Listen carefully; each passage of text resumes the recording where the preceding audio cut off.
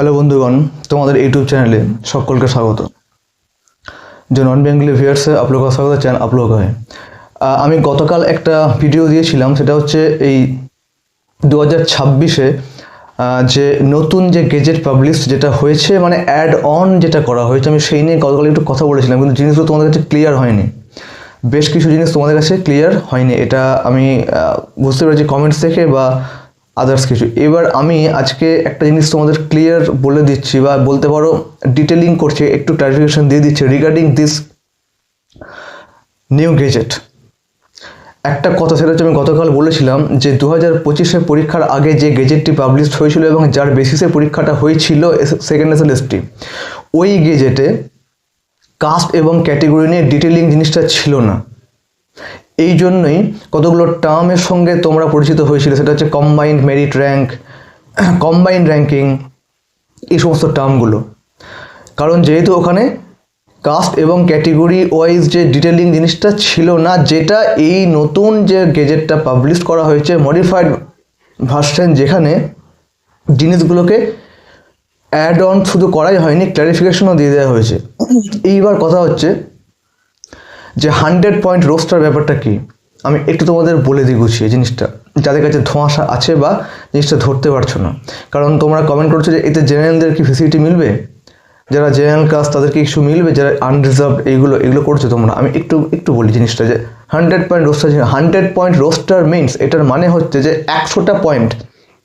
যেমন ধরো আমি এক্সাম্পল দিচ্ছি, এরকম পয়েন্ট নাম্বার 1-এ থাকে ধরো এসসি শিডিউল কাস্ট, তাদের জন্য। পয়েন্ট নাম্বার 2 থাকে হচ্ছে জেনারেল কাস্ট আনরিজার্ভড।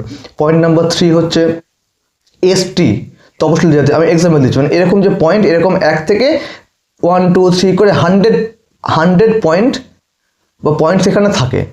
এগুলো মেনটেন করতে হয় যে কোনো কম্পিটিটিভ এক্সাম, যেগুলো গভর্নমেন্ট এক্সাম।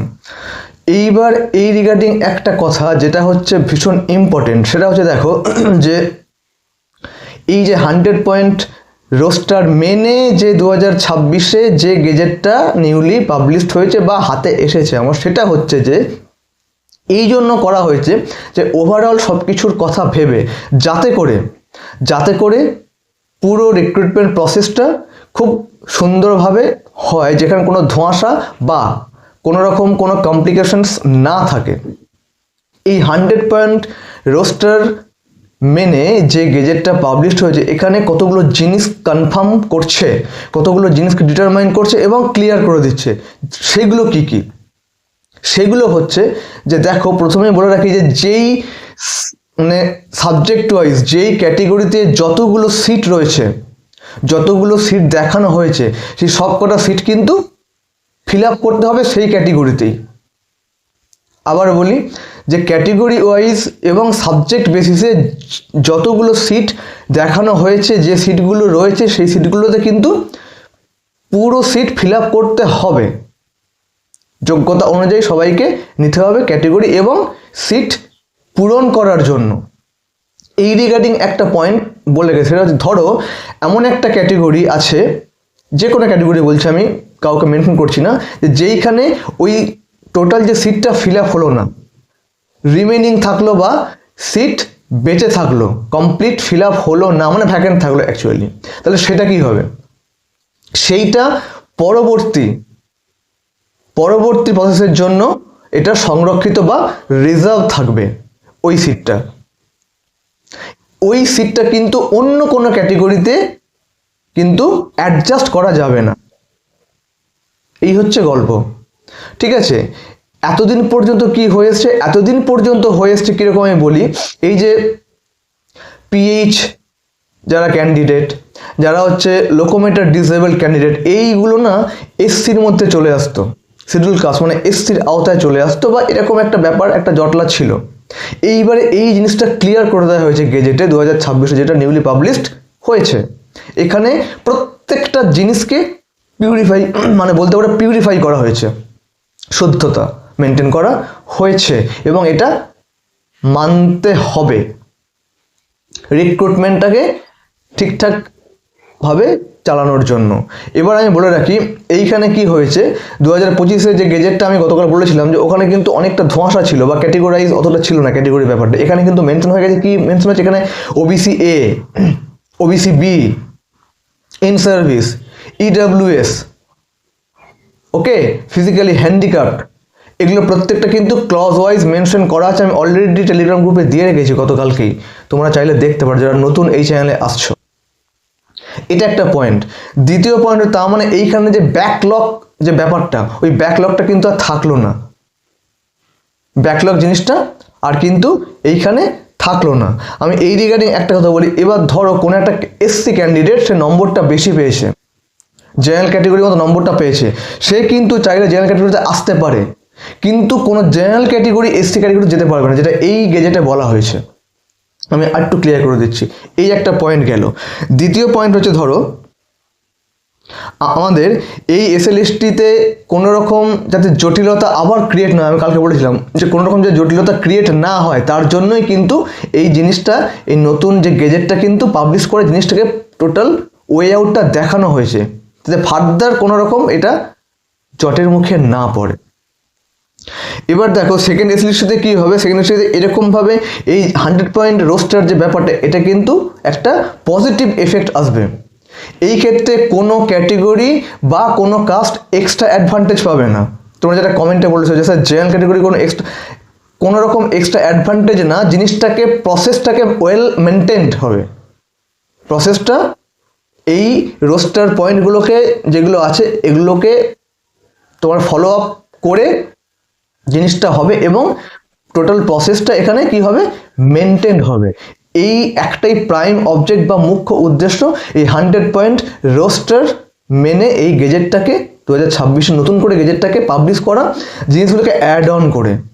আমি বারবার বলছি এখানে 100 পয়েন্ট মানে 100টা পয়েন্টস আছে, পুরো ক্লজ তোমরা দেখবে, এখানে ইংলিশ বুঝতে হবে না, জাস্ট আমার গ্রুপে দেখবে, টেলিগ্রাম গ্রুপে দিয়ে রেখেছি পুরো ডিটেলস 1 থেকে 100 পর্যন্ত। যেমন বললাম 1 নম্বরে এসসি, 2 নম্বরে জেনারেল, 3 নম্বরে এসটি, 4 নম্বরে ওবিসি, 5 নম্বরে ওবিসি এ, ওবিসি বি, এরকমভাবে জিনিসগুলোকে দেওয়া আছে যে প্রত্যেকটা ক্যাটেগরিতে যাতে সিটগুলো ফিল আপ হয়। কোনো রকম কোনো ক্যাটেগরিতে বা কোনো কাস্ট ওয়াইজ সিটটা অন্য জায়গায় মানে অন্য জায়গায় কোনো রকম অ্যাডজাস্টমেন্টের জায়গা এখানে নেই, কিন্তু এটা বলা আছে। এইবার যেটা 26-এ যেটা হয়েছে, এই গেল আমাদের গেজেট ওরিয়েন্টেড বা 100 পয়েন্ট যে রোস্টার, এই জিনিসটা এইখানে গেল। এইবারে একটা কথা বলি, তোমরা দেখো এখানে আমি আবারও বলছি, নিউট্রাল পয়েন্ট অফ ভিউ থেকে বলছি, ক্যাটেগরাইজ বা জেনারেল ফ্রেশার্স বা ইন সার্ভিস আমি কাউকে প্রায়োরিটি দিয়ে বলছি না। যারা ইন সার্ভিস আছো বা আছেন তারাও মন দিয়ে শুনুন বা শোনো, এবং ফ্রেশার্স আমি সবার উদ্দেশ্যে বলছি। আমি আগে বলেছিলাম যে 2016 যারা ইন সার্ভিস যোগ্য তারা সুপ্রিম কোর্টে যে কেসটা ফাইল আপ করেছে যে প্যানেলটা আলাদা করে দেওয়া হোক, আমাদের বহাল রাখা হোক, একদম ভ্যালিড এটা এবং খুব পজিটিভলি টার্ন নেবে। আমি গতকাল বলেছিলাম, আজকে রিমাইন্ডার দিচ্ছি। নাম্বার 2 হচ্ছে যে 2016 বেশ কতগুলো ইন সার্ভিস যারা যোগ্য তারা ওয়েট লিস্টেড হয়ে গেছে, তারা কিন্তু সুপ্রিম কোর্টে কিউরেটিভ ফাইল মানে কেস করেছে। এই ওয়েট লিস্টের ক্যান্ডিডেটগুলো উচিত করা, কারণ কালকেও কমেন্ট বক্সে আমি যখন পেয়েছিলাম, আমাকে কমেন্ট বেশ কতগুলো কমেন্ট এসেছে, স্যার ওয়েটিং লিস্টে এগুলো তো চাকরি পাওয়ার যোগ, মানে ওদের তো প্যানেল আপ মানে প্যানেল আপ তো হবে, ওদের কথা ভাবা উচিত। তো আমি বলেছিলাম যে হ্যাঁ, ওয়েট লিস্টেড যারা রয়েছেন 2016 যারা যোগ্য, এরা কেন ওয়েটিং লিস্টে হয়েছে, টেন্টেডগুলোর জন্য, ঠিক আছে, এই একটা কথা। এইবার আমি একটা কথা বলি, সেটা হচ্ছে যে আমি বলেছিলাম 2016-25 রুল চ্যালেঞ্জ কেসটা, ওটা নিয়ে বলছি না, ওটা এই মাসেই হবে। বাকি যে 10 মার্কস বা এক্সেপ্ট আমি কালকে বলে আজকে বলছি না। আমি যেটা আজকে যেটা মিন করতে মানে যেটা বলতে চাইছি সেটা হচ্ছে, দেখো যে আজকের ডেটে এই যে 1100 সামথিং ধরা পড়েছে টেন্টেড, এইটা নিয়ে কিন্তু অলরেডি হাইকোর্টে মামলা উঠেছিল, কেস ফাইল্ড। তাই জন্যেই কিন্তু আজকের ডেটে আমাদের চোখের সামনে এই 1100 জনের নাম কিন্তু এসছে। কেসটা করেছিল কিন্তু ফ্রেশার্সরাই। হয়তো ওরা এখন তোমাদের সামনে আসছে না, কিন্তু নীরবে কাজটা করে যাচ্ছে।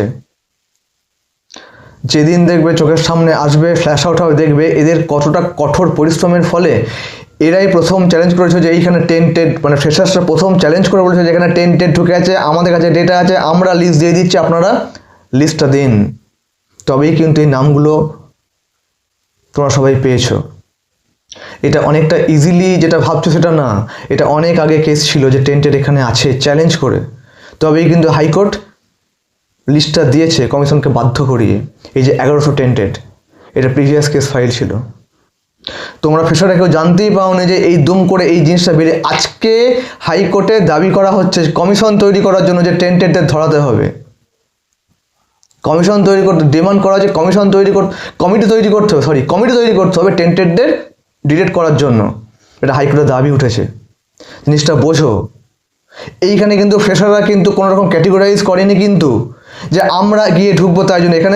এখানে ফ্রেশার ইন সার্ভিস, এখানে বেনিফিট কেউ না, বেনিফিটেড এখানে দুজনেই হওয়া উচিত, দুটো পক্ষেরই। কারণ যেহেতু 1100 টেন্টেড এখান থেকে বের করেছে ফ্রেশার্সরা আগে থেকে কেস ফাইল করে, যেটা এখন চোখের সামনে চলে এসছে অলরেডি, এবং আরও আছে এখানে। আমি প্রত্যেক ভিডিও যে আরও রয়েছে এখানে। 11 যেমন পেয়েছো, 9 তো প্রচুর ঢুকে আছে এই লিস্টে, যেটা ভেরিফিকেশন বেরিয়েছে। তো এইখানে ফ্রেশাররা কিন্তু ভাবেনি যে আমরা আমাদের জন্য লড়ছি, বাট যারা ইন সার্ভিস তার জন্য লড়ছি। আমি ওই জন্য বলছি যে এই সময় একতাটা খুব দরকার। ইউনিটি ইজ ভেরি ভেরি, মানে কি বলবো, মানে খুব হেল্পফুল একটা থিং এই মুহূর্তে। ইউনিটি, ডিভাইডেশন না।